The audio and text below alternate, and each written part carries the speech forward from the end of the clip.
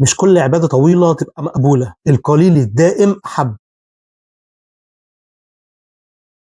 في ناس فاكرة إن العبادة علشان يبقى ليها قيمة لازم تبقى كتير، قيام طويل، ختمة كاملة، ساعات من الدعاء، ولو عملت حاجة بسيطة تحس إن هي قليلة وهتحس إن هي مش كفاية. بس خليني أسألك سؤال، إيه الأقرب لربنا؟ حد يصلي ساعتين وينقطع، ولا حد يصلي ركعتين كل يوم؟ النبي صلى الله عليه وسلم قال: أحب الأعمال إلى الله أدومها وإن قل، مش أكترها مش أطولها لكن أدومها. المشكلة إن إحنا بنتعامل مع العبادة كأنها موسم ضغط، يا نضغط نفسنا جامد يا نسيب كل حاجة خالص. لكن القلب بيتبني بالتدريج زي العضلة كده أو زي الشجرة، كل يوم نقطة وكل يوم خطوة، كل يوم نور صغير. النهاردة لو مش قادر تقرأ جزء اقرأ صفحة، لو مش قادر تقيم الليل ساعة قيم دقيقتين، لو مش قادر تدعي دعاء طويل قول يا رب بس بصدق وما تقللش من القليل. القليل لما بيتكرر بيبقى كتير. تخيل بعد 30 يوم وانت عندك عادة صغيرة لكن ثابتة، مش انك كنت بتعمل اكتر حاجة لكن انك كنت موجود كل يوم، وده اقرب لقبول العمل من اندفاع مؤقتة. بس هنا بيجي سؤال طبيعي، طب هو انا لازم اختم القرآن مرتين وثلاثة؟ لازم اعمل زي الناس اللي بتسابق؟ ولا الموضوع مش سباق اصلا؟ وبكرة هنتكلم عن الفكرة دي. لو قررت النهاردة تبني عادة ثابتة اكتب في الكومنتات ثابت ولو قليل. اللهم اعني على دوام الطاعة ولو كانت صغيرة. السلام عليكم ورحمة الله.